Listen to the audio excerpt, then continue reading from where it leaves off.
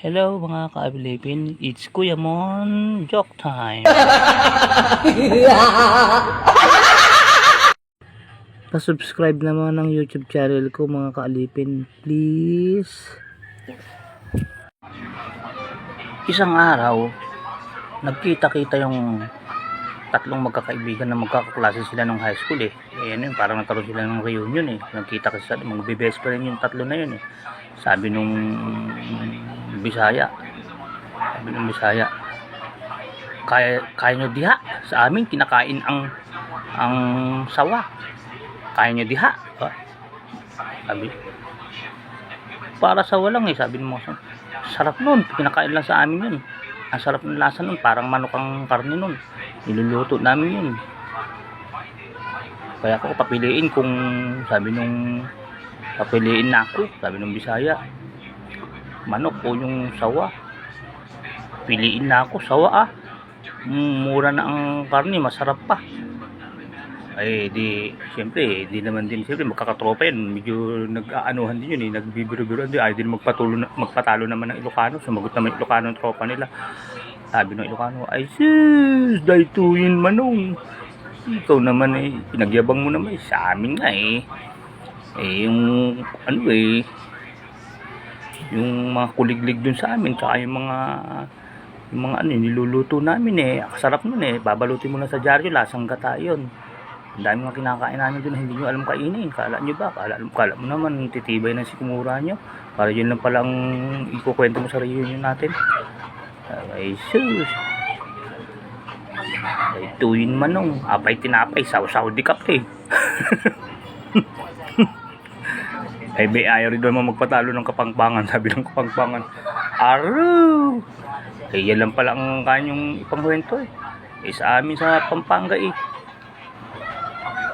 kinakain namin dun yung palaka at saka yung dagang bukid. Kasarap nun. Tinitinola namin tsaka pinipirito. Ako, paborito namin yung Kapampangan. Sa amin nga, pagka pumasok yung palaka sa bahay ko, pag may nakapasok na palaka, sinasabi ko lang nga, Kapampangan ko, akalain mo naman yung palaka, biglang nawawala, nagtatago. Pag sinabi ko na Kapampangan ako, siguro natatakot, naisip niya, naku, baka itinola ko nito. Biglang nawawala eh. Kaya sabi ko sa apo ko, huwag kang matatakot sa palaka. Pag nakita mo yung palaka, sabihin mo lang, Kapampangan ako, biglang tatakbo yun. Eh kasi, takot na takot siya sa palaka. Nung isang araw, may nakapasok sa banyo namin, tinuruan ko siya, ganito lang gagawin mong technique. Pag nakita mo yung palaka, sabihin mo, uy palaka, Kapampangan ako ha. Tinan mo, aalis yun. Yun. Ayun, ganoon ang ginagawa ng apo ko pag nakakita ng palaka. Tsaka daga, uy palaka, Kapampangan ako ah. Joke lang po ah. Yung Tagalog naman, yung taga Bataan naman, ayaw din magpatalo. Sabi, aro, para ganoon lang pinag-aano nyo na, kaya hihina pala ng mga sikumura nyo.